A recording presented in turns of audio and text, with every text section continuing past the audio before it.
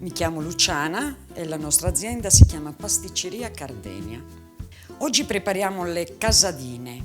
Per ottenere questo impasto abbiamo usato del formaggio, la buccia dell'arancia, lo zucchero, le uova e lo zafferano, che è quello che poi permette al prodotto finale di avere questo bellissimo colore dorato. Lo zafferano è una delle basi molto importanti nei dolci di Mamoiara, perché abbiamo addirittura 4 dolci che vanno fatti con una base di zafferano, e io penso veramente che le nostre nonne abbiano visto in questo fiore un potere di sapore e di colore che forse noi stiamo scoprendo adesso, insomma, però nella nostra cultura esisteva da tanto.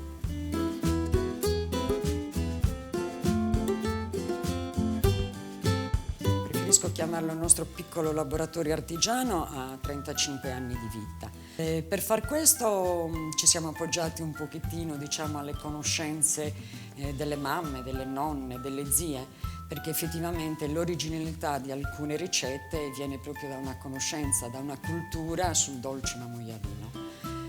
Possiamo dire che negli anni abbiamo fatto diverse trasformazioni, nel senso che ci siamo avvicinati un po' più al moderno per quanto riguarda la pasticceria fresca di crema, la pasticceria secca, però non dimenticandoci mai le radici, che sono quelle che ci hanno portato ad arrivare a un determinato prodotto.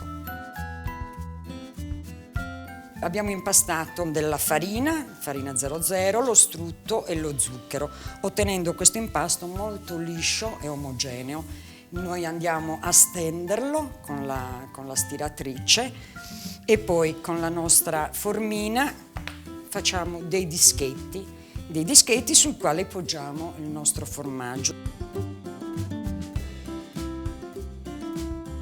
Quando noi abbiamo preparato la nostra formaggella casadina, andiamo a spolverarla con un pizzico di zucchero. Caramellandosi all'interno del forno, permette di formare questa leggera crosticina che si caramella ed è molto